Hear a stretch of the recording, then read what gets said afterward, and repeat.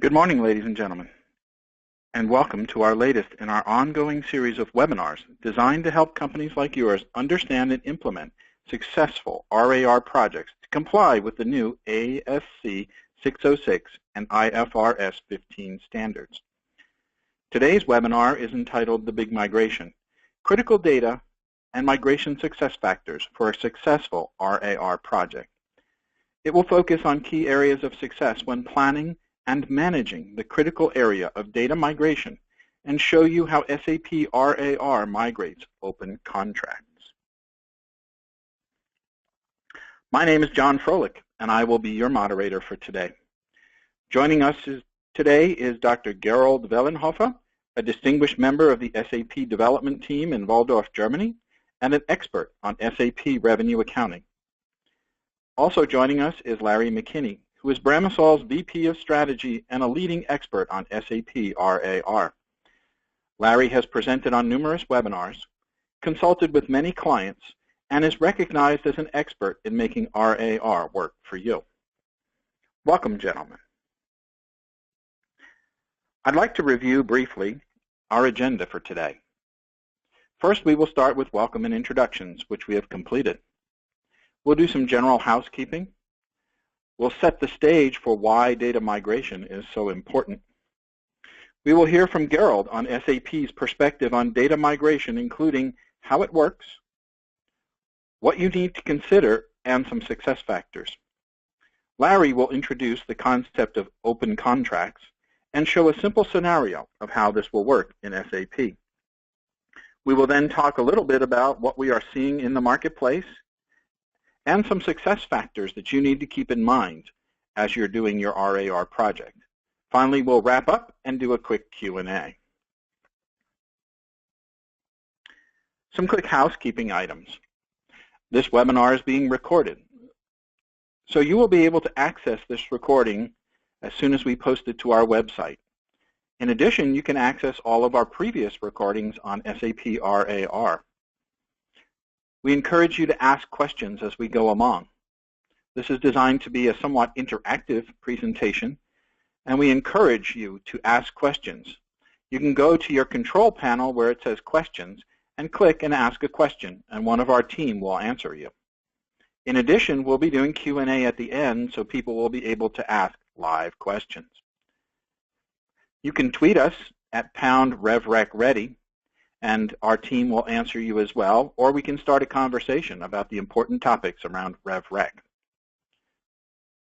We encourage you to download our previous webinars from our homepage, www.bramisol.com, or by going to a link that we will provide in subsequent email. So, why is data so important to you and data migration? At Bramisol, our experience has shown that well-executed and successful projects tend to follow a four-step process as outlined here. First, we start with an accounting assessment in which you understand together with your auditors and accountants all the issues and challenges you will need to address. Next, we strongly suggest a pilot. During that pilot, we help build the key scenarios, help you understand what will happen during a full-blown project. Next, you go to implementation, and finally, parallel reporting. During each of these stages, I have highlighted areas along the process to show you when and where data and data migration come into play. For example, during accounting assessment, as you're determining your contracts and types, or as you're determining the pricing methodology for SSP, you will find that you will need new data. Some data will need to be adjusted, and you will need to find sources for all the data required. During the pilot, you're doing some simulated or real-time data issues, and you'll determine the data challenges that you have. During implementation, of course, you're doing your data migration and transition. And finally, as you get to parallel reporting and are understanding the impacts to reporting, you'll understand how the key data elements that you've chosen impact the results and the reporting analysis you've provided. There are several kinds of data that you need to be aware of. Migration and transition of data is crucial to your success, and there are three types: Number one is new data. You may need new methods to acquire or find the new data or revised data. New data is data that you haven't gotten before. So for example, in many cases, standalone selling price. Third-party data. Whether you're on a non-SAP system, a legacy SAP system, or you receive feeds from other systems such as CRM, sales, commissions, etc., you will need to understand how you integrate that data into your RAR tool. And finally, in-flight or open contracts. Those are contracts whose start date is prior to the transition on January 1st, 2018, and ends after the transition of the new standards. You'll need to understand how to determine what they are and how to treat them. With that, I'd like to tee up Dr. Gerald Wellenhofer. He will talk about the issues concerning data, data migration, and an SAP perspective on how that happens. Gerald, please take it over. Track data before the transfer date in a cumulative way. We call that data legacy data, which would be the fulfillment and the recognized revenue till the transfer date. Those data can't be changed, and that is a basis for the right conclusions and calculations for the further steps. After verifying that those legacy data for the revenue accounting items are really correct and everything else is also in the correct way transferred to revenue accounting, we can do the initial load, which sort of transfers those data into our new engine. And then we have all the data on our performance obligation.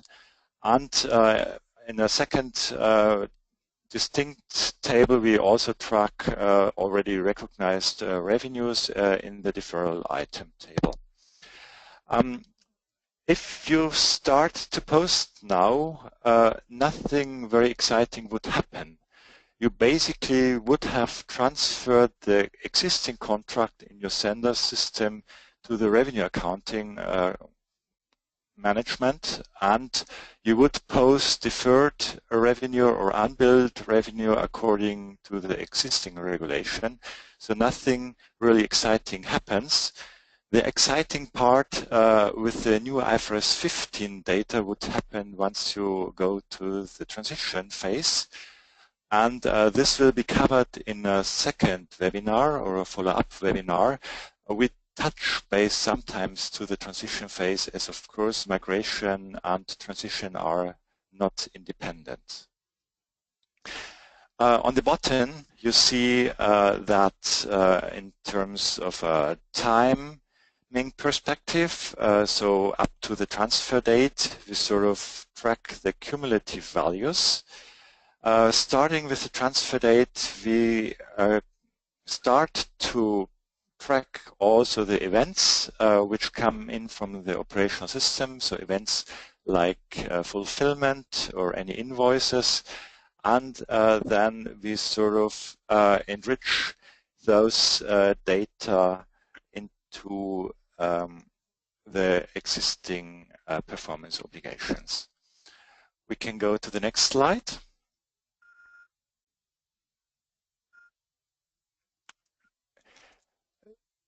That kind of process might take longer for a company code which has a lot of data, and so we offer also a packaged migration.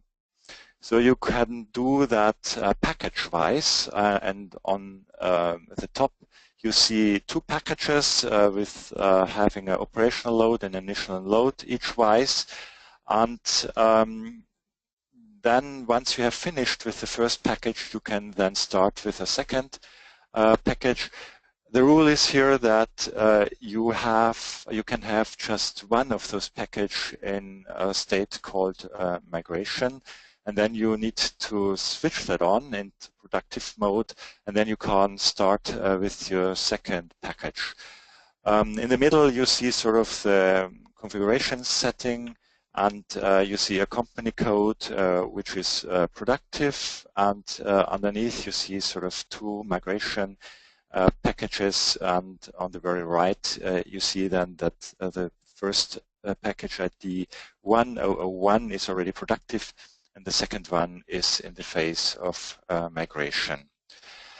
You should know that we do support a package migration, but you need to finish your migration first before you start a transition, so we don't have a packaged transition. We can now go to the next slide. As I said, maybe you can go through the slide without animation.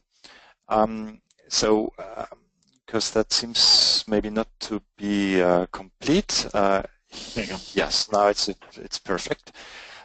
Yes, I said we need also to touch base sometimes transition, and of course the point of time when you want to start with migration might be dependent on your transition method. So as you know, probably we have two ways of transitions. The one is called full retrospective transition.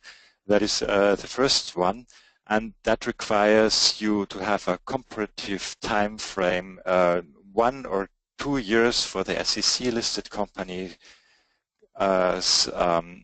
prior to the transition date. So that one would start here in 2016 if you have two comparative periods. And the second one would be the modified retrospective transition, and that one requires you to have a comparative time frame at the transition date, so that would start here in 1st of January 2018, where the standard becomes effective. Now, of course, with a packaged transition or with a migration, sorry, not packaged transition, but packaged migration or migration, you could then start, for example, for the full retrospective method somewhere in 2016. And you then, once you have finished, you can then go to transition and have then your effects reported, and could also post according to the new figures. That is sort of, you should keep them in mind once you would like to then post, of course, statistical, because your reporting is still based on your old standard, but then you would sort of need to have then the corresponding periods open, and for those periods you could then post according also to the new standard. Of course, that restrictions just applies if you have any restriction on a period which refers not to reported figures. Yeah, and in the modified retrospective approach, you probably have a little more time to start with the migration, as the reporting and the comparative time frame starts at a later point in time. We can go to the next slide. The key question, of course, you will ask yourself is, what do I need to migrate to revenue accounting? And the answer might depend on your specific situation. We have seen all kinds of different situations at the customer side. So some customers might migrate all contracts which they have and for which they have revenues. That would be a scenario where all contracts are affected by the new standard, and you would also like to report all disclosures out of revenue accounting. Some customers even don't do migrate at all, because they just start with new contracts.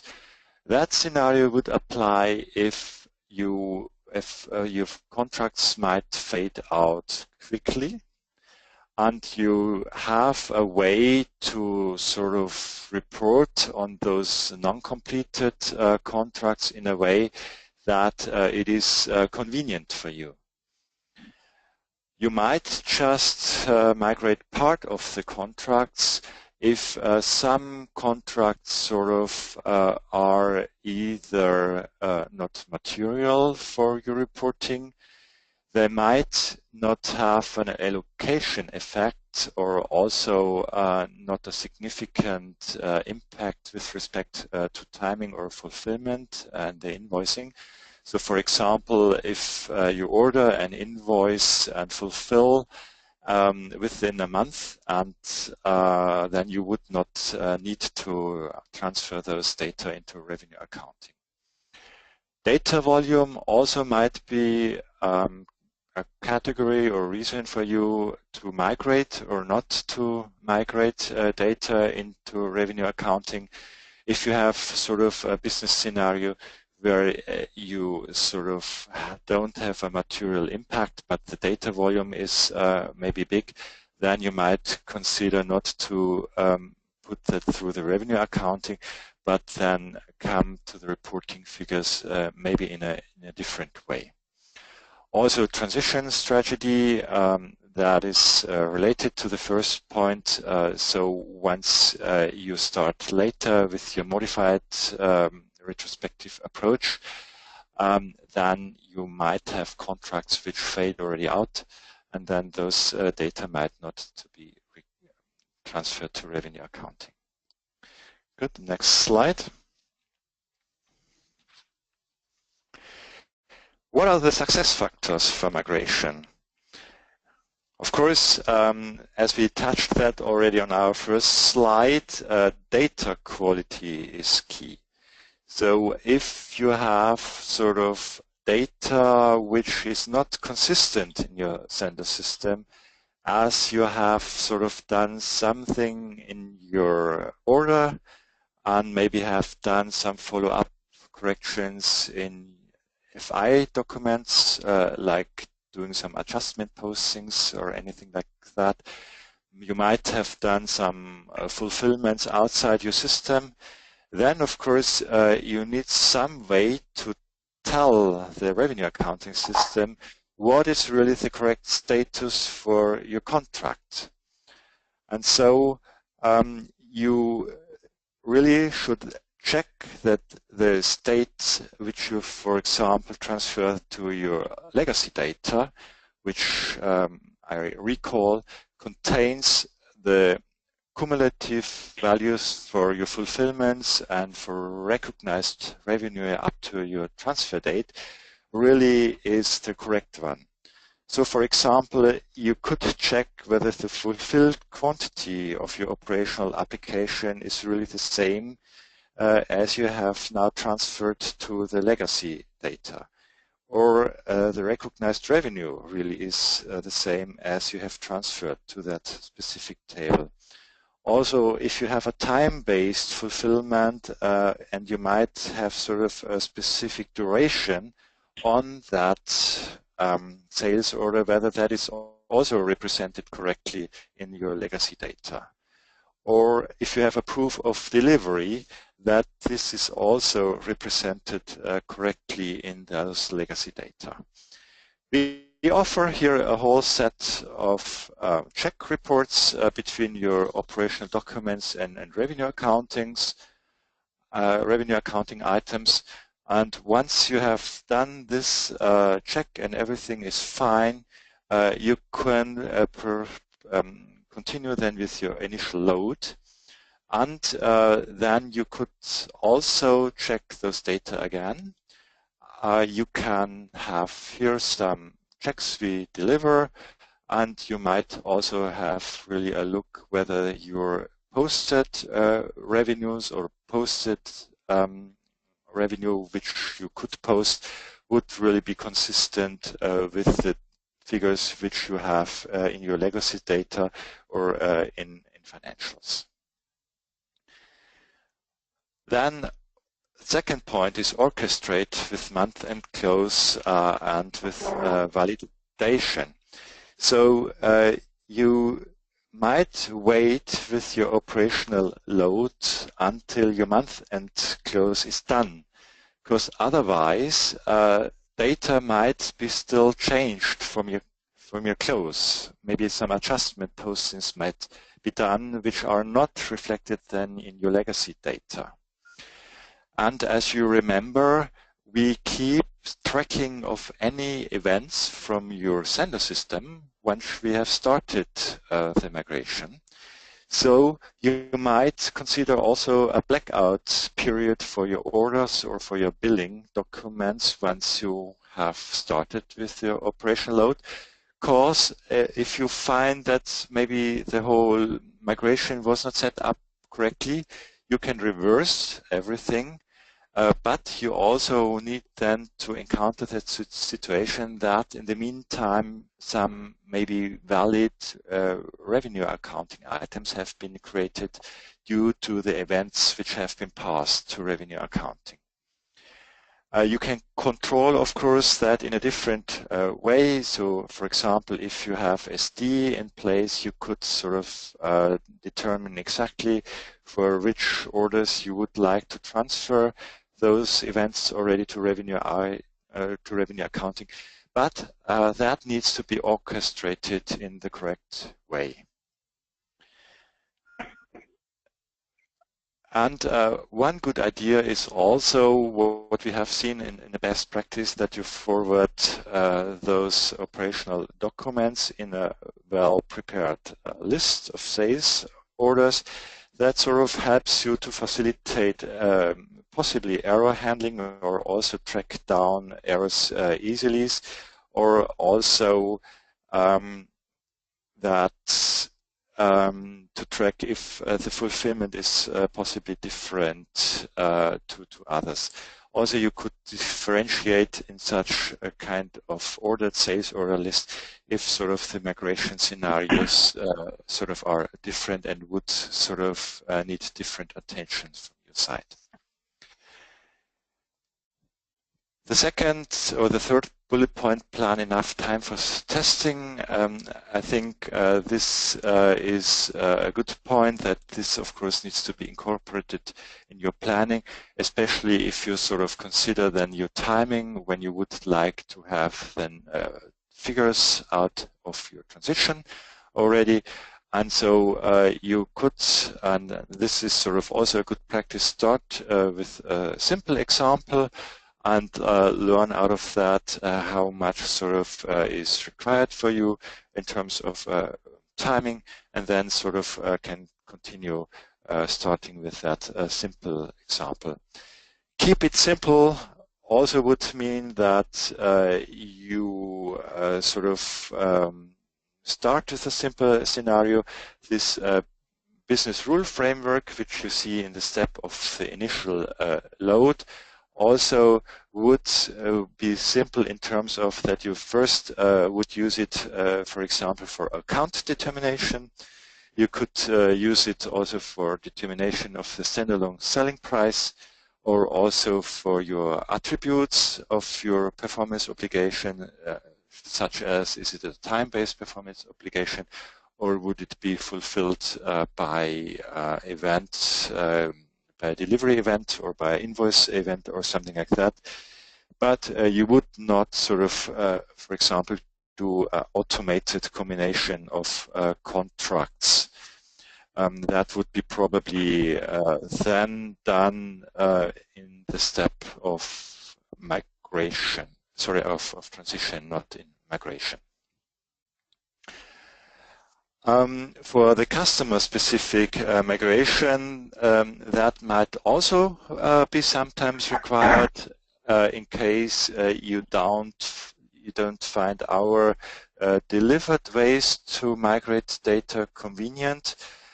However, you could migrate data from external systems also with our delivered ways for migration. You might consider to create own data if, for example, there are some checks which you don't like, as they are tailored down to specific systems, like, for example, sales and distributions, or in a scenario where you sort of would like to bring in a lot of additional fields for validation, for other reasons, just for migration. and you don't like to keep those fields for any new orders, and so that would be a scenario where you then would create own ways of migration for those specific scenarios and would then use our existing classes for the ordinary new orders. Also, I indicated that already, that if you have specific ways of fulfillments, we offer a way to forward those kind of specific legacy data to revenue accounting. So we have something which we called technically interfaces, which you could then call and forward then specific legacy data. But of course, if you have those specific things, you would need then to consider a custom-specific migration. Okay, we can go to the next slide. And if you build up maybe the whole picture. Thank you. That is sort of a general overview what kind of solutions we offer in general in financials. The one is an account-based solution, and the second one is a ledger-based solution. That already touches again transition a little and sort of the comparative figures. But we also sort of do already account determination, and therefore I included this already in our section for migration.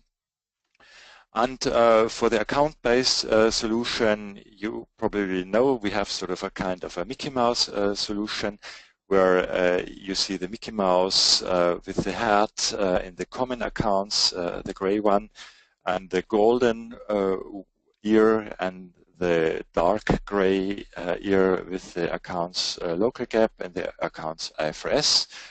And we would just introduce new accounts within the accounts IFRS for those accounts which are needed for the new IFRS.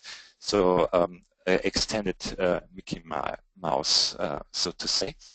And for the ledger-based solution, we think that we would not introduce a new ledger for the new IFRS 15 figures, because a new ledger and possibly then switching the new ledger to a leading ledger in general is maybe very time expensive. And so but it might be applicable in some situations, but I guess the easiest way for us would be to also work with accounts in the ledger approach and add IFRS-specific accounts to the existing IFRS ledger and keeping them this as the leading ledger. Good, we can go to the next slide. Thank you, and if you build up this slide again, thank you. That is sort of the question which John already raised with respect to the completed contracts, where you not might to consider specific contracts being migrated at all. Just in short, what is the current regulation? It is very similar for US GAAP and IFRS. Under US GAAP, it reads that contracts for which an entity has recognized all or substantially all of the revenue would not needed to be migrated or considered in the new IFRS 15 or IAC 606 standard. And under the IFRS, it sounds very similar.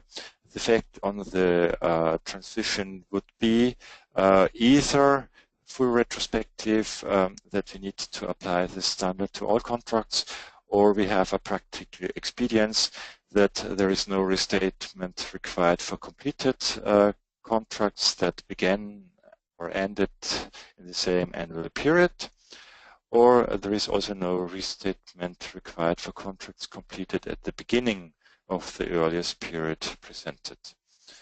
And the second practical experience is that the transaction price at the date of which the contract was completed can be used.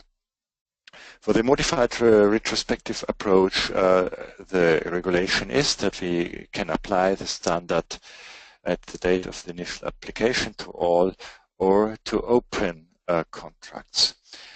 It is sort of a very individual decision which contract you consider to be completed or not. And here we offer an extension, we call it BADI, and here you sort of can determine what is your decision and which contract to be considered as completed. And those contracts are then not then transferred and considered during migration. Right. Next slide. I like to finish up here and just mentioning some sources where you can find further information.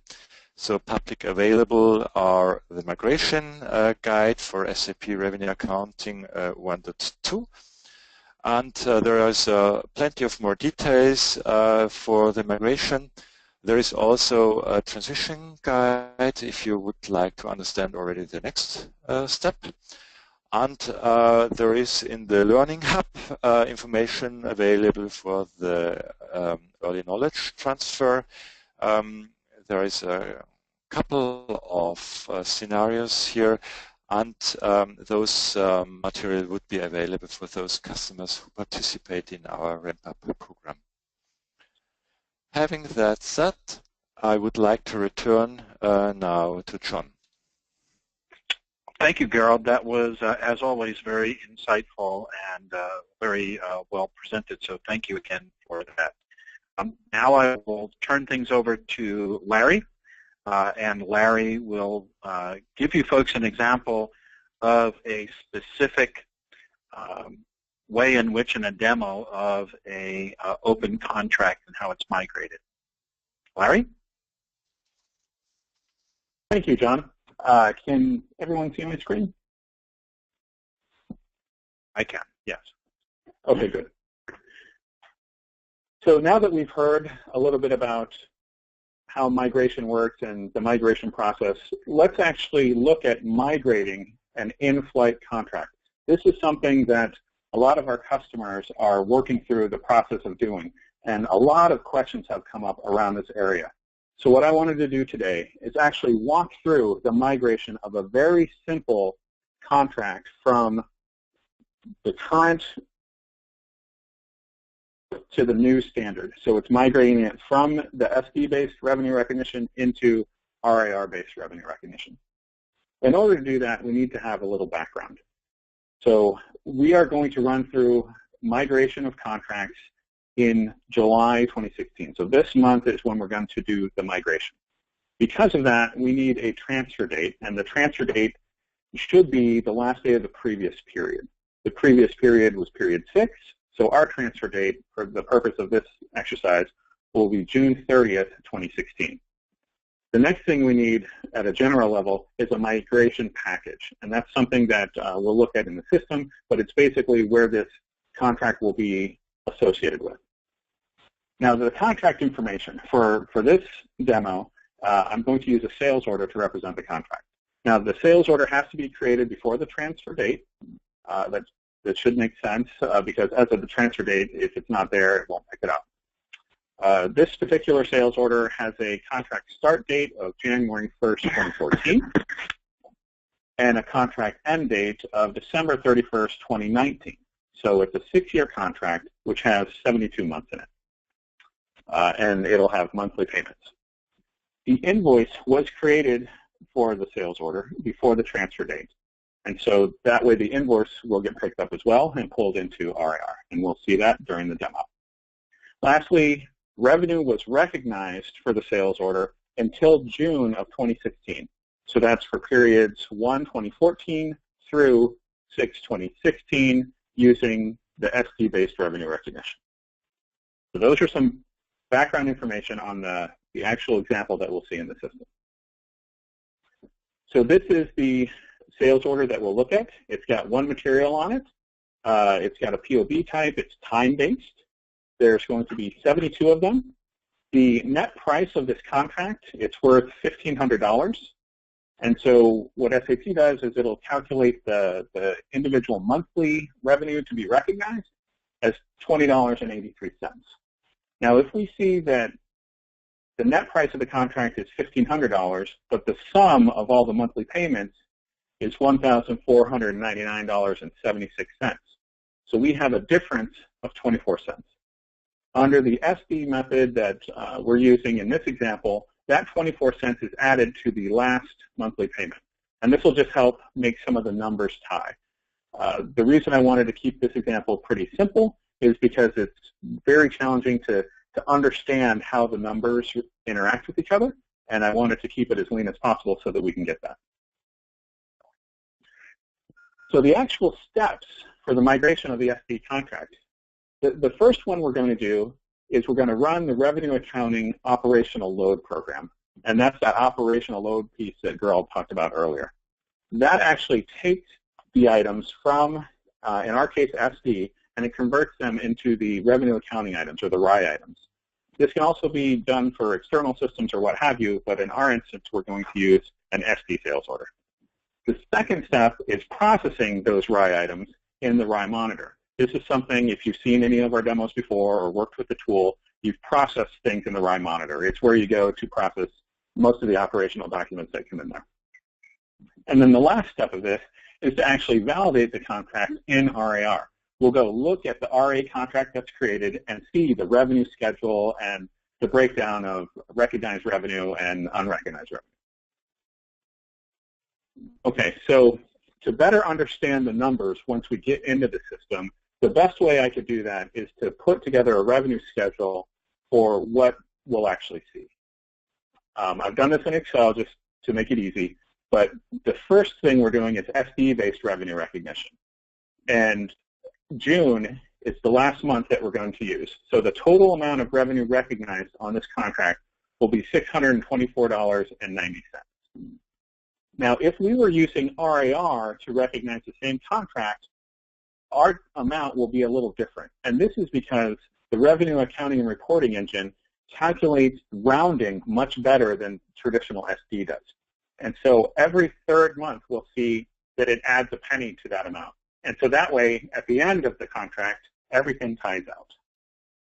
So, excuse me, what we have is, at the same period in time, if we were using RAR, we would have had $625 having been recognized, which is a 10-cent difference.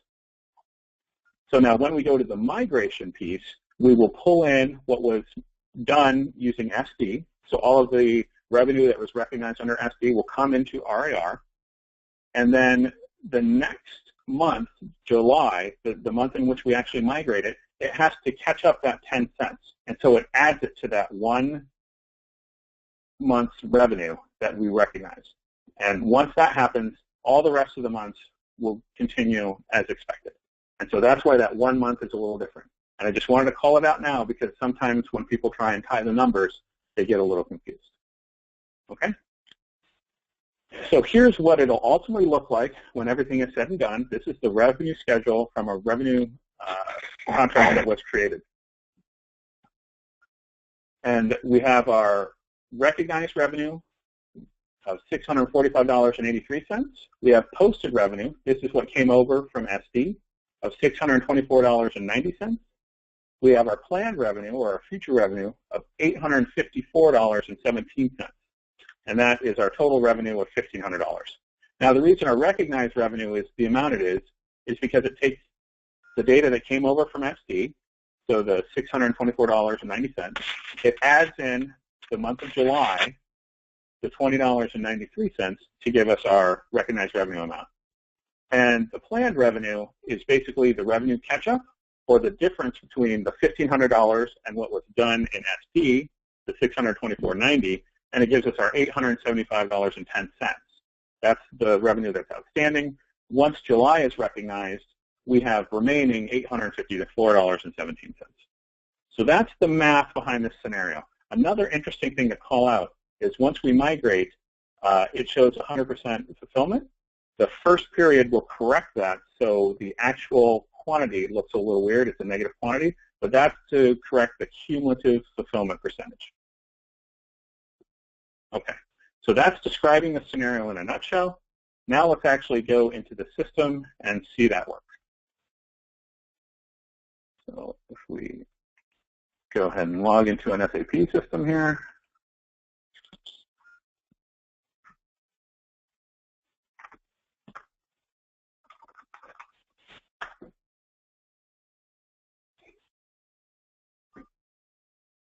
The first thing I want to do is actually show you the sales order that we're going to be migrating.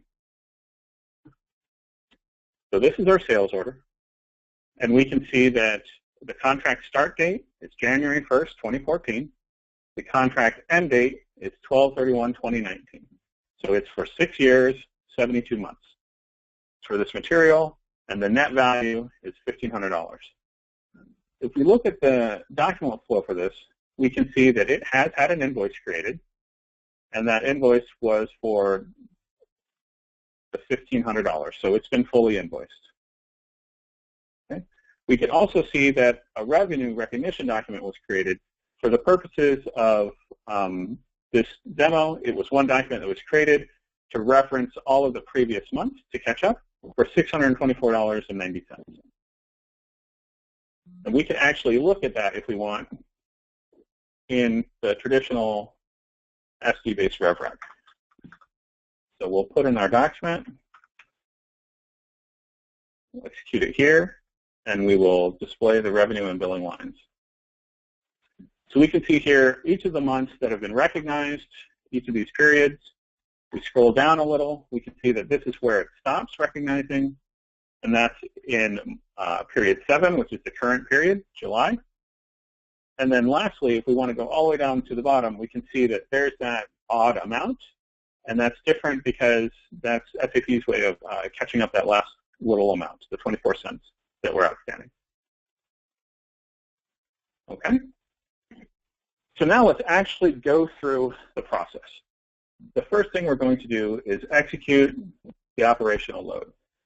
Now this is something that each company has to determine how they want to do it themselves, but it can be broken down by company code. You can go by sales organization, distribution channel, doc type. You can put in doc ranges or based on creation date of contracts.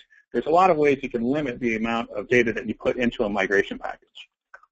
For our purposes, we're going to use this migration package here. And then we have to put in an external run ID. This is just something that is used to determine what job the job name is. So I'm just going to put in test run, number 1. Okay, there's a simulation mode that can be run here. And basically what that would do is show you the values of the simulation. I assume they're going to be correct, so I'm going to skip that and process it online so that it is ready quickly, as we are limited by time. I go ahead and execute this.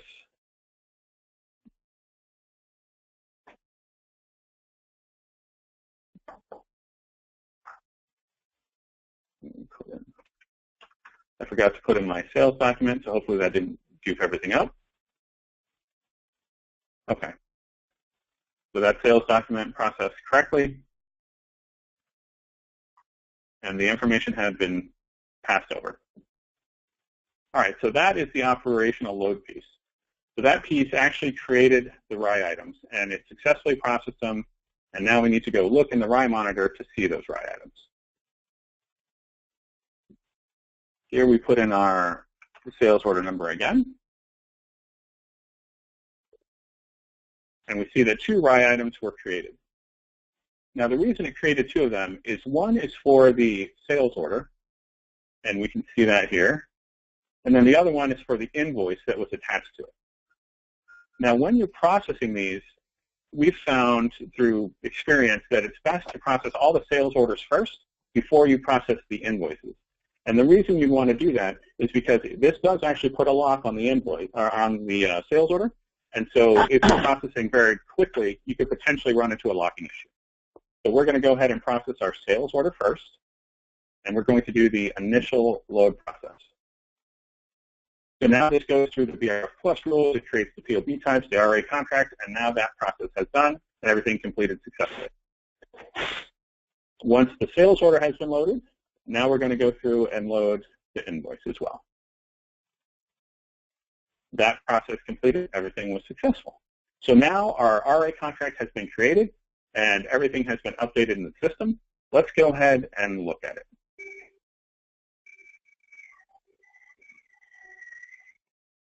So our operational document here is, again, the sales order number, which in our case was 1283. Do a search for it, and we find 2 revenue accounting contracts that were created. That's because we have both the IFRS and the U.S. GAAP in our system. We're going to look at the U.S. GAAP contract.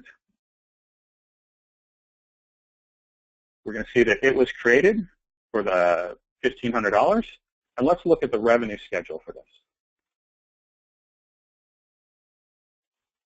And in the revenue schedule, we see what I showed you before we started. We have this first line is the line where it brings over the data from SD, the $624.90 that was recognized there. And you can see that the triangle is actually pointing upside down. This icon means that it came from a legacy system. It's recognized and completely posted from a legacy system. That could be SD, as it is in our case, or it could be another external system or some other legacy system. But that's what that icon recognizes. Now, the next item is gray because it's been recognized, but it hasn't been posted. So it's recognized but not completely posted. And this is for that odd amount of $20.93 because it's doing the 10-cent catch-up. And then here it shows the full revenue catch-up. This is the difference between $1,500 less the $624.90. So that's the remaining revenue to be allocated. And we can see here it has a negative quantity, and that's to get the cumulative effect to the correct percentage. And again, our results are we have our posted revenue, which is the revenue that came over from SD, $624.90. Our recognized revenue, which includes the month of July now, $645.83, which is what was brought over from SD, and then the current month. And then our planned revenue, which is the difference between the revenue catch-up number and what we're currently recognizing in this period. Thus, we're at a fulfillment progress of 43%, which matches where we're at here. As we post this to accounting, this will turn green. And then once we get into the next period, this can be recognized, and we would continue to process this in revenue accounting. So that's how we migrate a contract, in this case an SD sales order, from SD into the new RA module. Okay, hopefully everyone was able to follow that. We do have the breakdown that we will send out after this so people can follow along. And at this time, I'd like to turn it back over to John.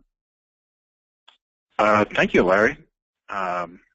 Hopefully everyone can see my screen. Can you see my screen, Larry? Yes, we can. Can now, yes. All right. So thank you, guys. I think that was very helpful. I know that in the client meetings that I have been in and in the seminars that I've attended recently, this is a huge subject, and I know that you guys really touched on some key elements there. And Larry, thank you for showing folks how you can successfully migrate.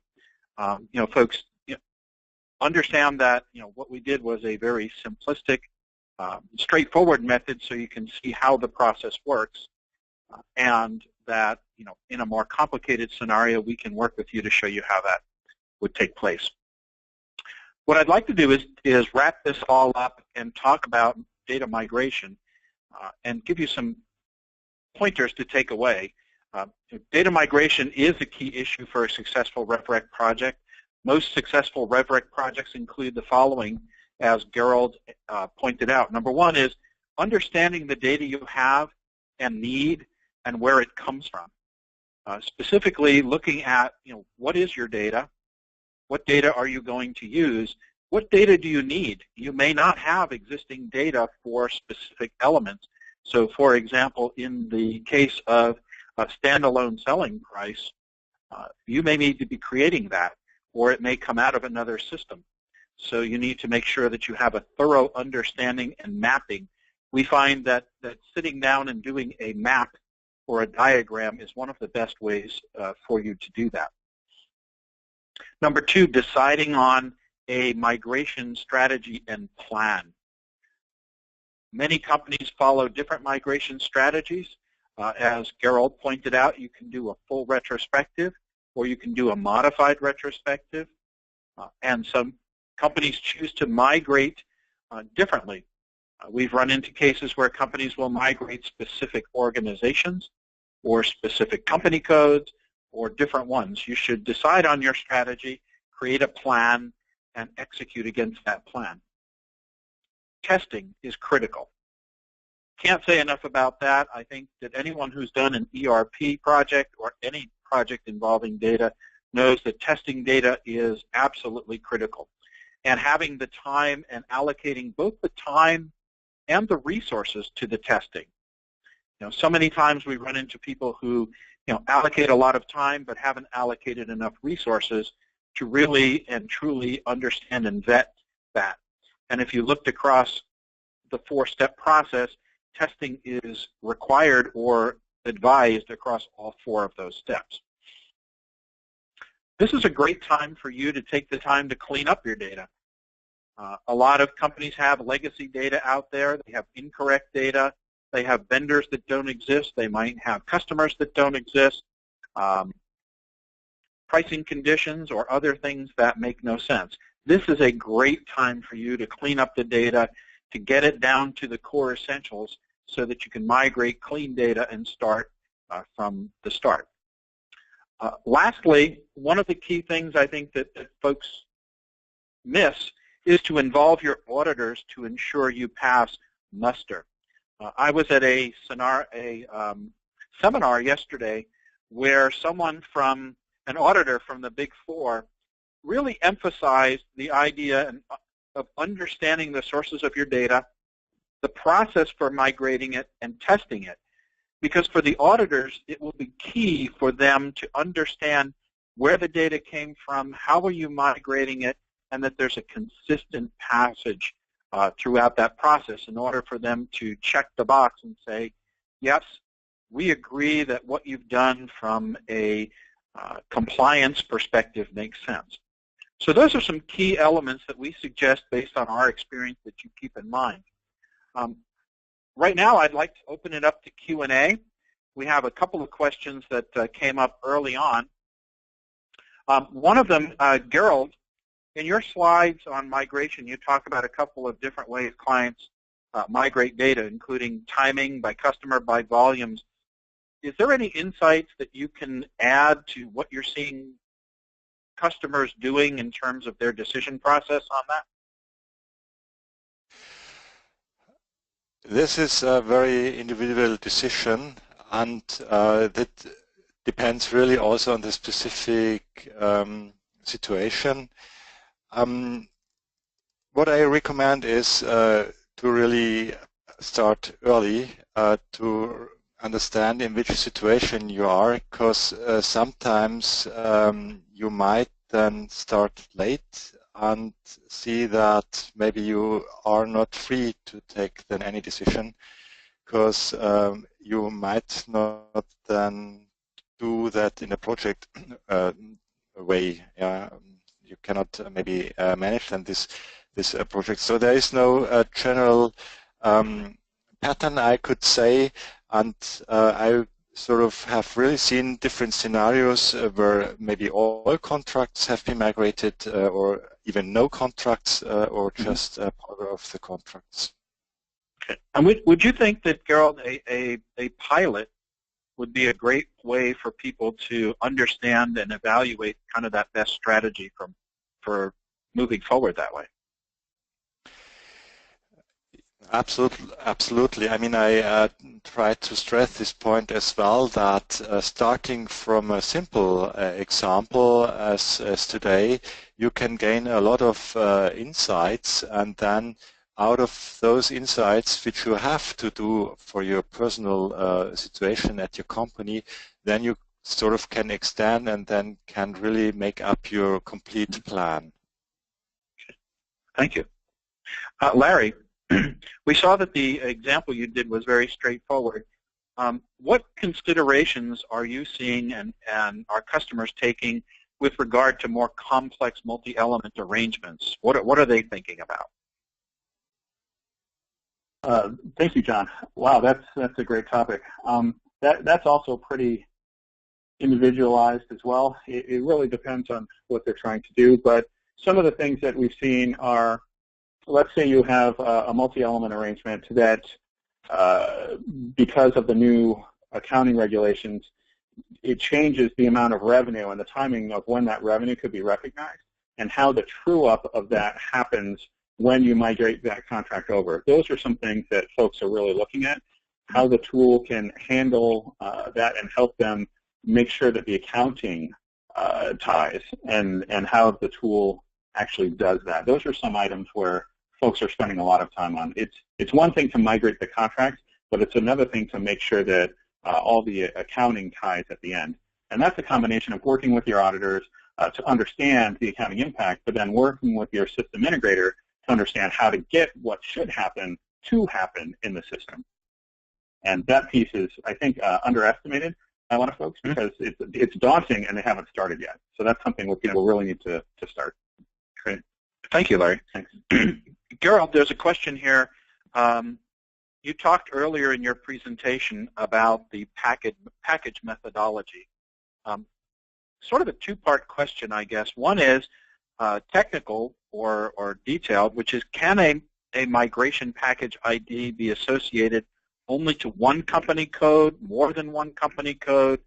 How would that happen? And the second part is, what would be scenarios or examples in which this migration package methodology might make sense? Yeah, thank you, John, for the question.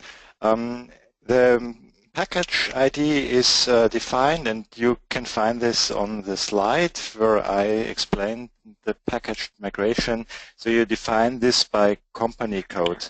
And so this is specific for company code. And the scenario which could sort of be the scenario where you can find this very helpful would be a company code which contains a lot of data. For example, that you would plan your time accordingly. For example, your business people might be involved in a lot of activities, and they say all the validation work cannot be managed within one migration package, but we would like really to have a phased approach, and then they could do that in several migration packages. Could you also use this in the case where a client might be migrating different elements of its business at different times into the latest, let's say, ECC system? So their plan is to migrate different either countries under different company codes or different divisions of their business into the latest ECC. Would this be a methodology that could help them accomplish that? Yeah, sure. If some of those countries would like to migrate already earlier, then of course you could sort of phase this migration approach to different points in times, and then you also could use this package migration. That absolutely makes sense. Okay. Ladies and gentlemen, we have run up on our time. I want to thank all of you who attended the webinar. Hopefully you will complete the questionnaire at the end. It's very helpful for us. Stay tuned for the next webinar that's on August 28th, or 25th, I'm sorry, where we plan to explore issues around transition considerations, both from a systems perspective as well as an accounting perspective. And I think you will find that topic extremely interesting. So I thank you all. This webinar will be available. It's been recorded, and should be available soon for you to download along with all of our other webinars. So thank you everybody very much. I hope you have a terrific day and look forward to seeing you and hearing you on our next webinar.